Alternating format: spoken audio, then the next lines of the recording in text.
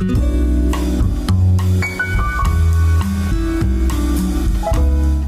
commandant Philippe Grimaud, donc je suis l'adjoint au groupement opération et de la gestion des crises du 1083. Oui, donc le principe de fonctionnement des détecteurs nous a été présenté donc, dans le cadre du projet Firewar. Donc le principe, c'est de mettre des capteurs sur des sites sensibles pour donc donner une détection précoce dans la lutte et donc, en tout cas dans la prévention des incendies. Alors actuellement, nous n'avons pas de système de détection par caméra, nous avons un système de levée de doute, donc nous n'avons pas fait le choix il y a quelques années de prendre la détection puisque l'algorithme n'était pas encore assez développé. Cette particularité est en train d'évoluer avec l'intelligence artificielle.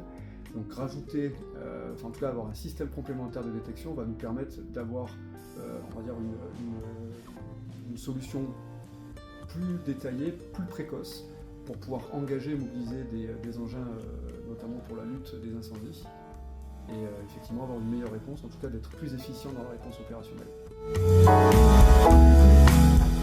Déjà, c'est un projet global, ça s'inscrit dans l'évolution normale puisque c'est des outils qui sont de plus en plus développés et notamment qui nous apporter un certain nombre d'indicateurs au-delà de la détection, puisque dans le cadre de la présentation de ce produit-là et de ces appareils de détection, on a vu qu'on avait aussi un aspect prévention, notamment avec des indicateurs d'hydrométrie, des indicateurs de température.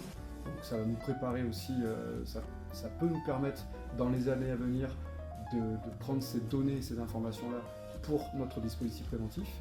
Et dans le cadre de la détection, c'est sûr que c'est un complément de détection, puisque aujourd'hui sur des sites particuliers comme les îles, c'est que la mobilisation des engins et des détecteurs est assez éloignée du continent. En tout cas, il y a un certain temps, on a quand même un dispositif mis en place sur ces îles-là. Pour autant, plus la détection sera précoce, plus la lutte, et en tout cas plus l'information va nous arriver rapidement et l'analyse forcément sera plus rapide et on va pouvoir mobiliser les engins beaucoup plus rapidement que ce qu'on pourrait le faire par nos systèmes actuels. Je pense que comme toutes les zones, là dans le sud de la France, nous sommes soumis forcément au risque de feu de forêt. Le risque de feu de forêt est en train de se développer un peu partout en France avec le réchauffement climatique. Après, on a des zones bien évidemment qui sont plus sensibles que d'autres. Et notamment donc, la partie des massifs, l'interface habitat-forêt aussi. Donc il y a effectivement cette dimension de détection avec bien évidemment on va dire le tourisme qui accentue en fait le risque incendie. Puisque on va se retrouver notamment, alors qu'on va parler plus précisément de Porquerolles et Porquerolles, ce sont des îles très touristiques, donc effectivement le fait d'avoir une détection plus, en tout cas optimisée, va nous permettre justement d'être plus efficient dans notre réponse.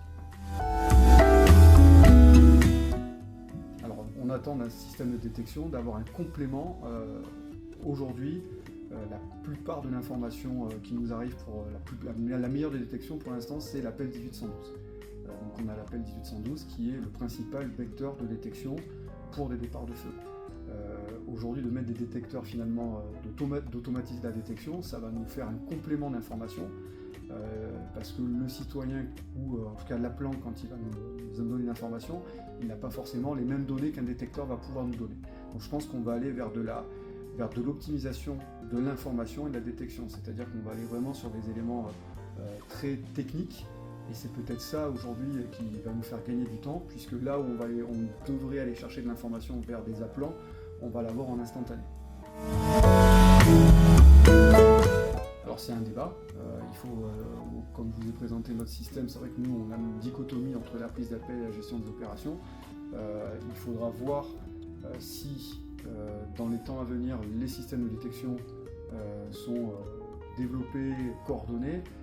Il faudra voir si on l'intègre dès la prise d'appel avec une analyse qui peut être faite au niveau des preneurs d'appel ou de la salle de prise d'appel, ou est-ce qu'on la prend sur la partie plutôt conduite opérationnelle au niveau du CODIS avec nos partenaires institutionnels.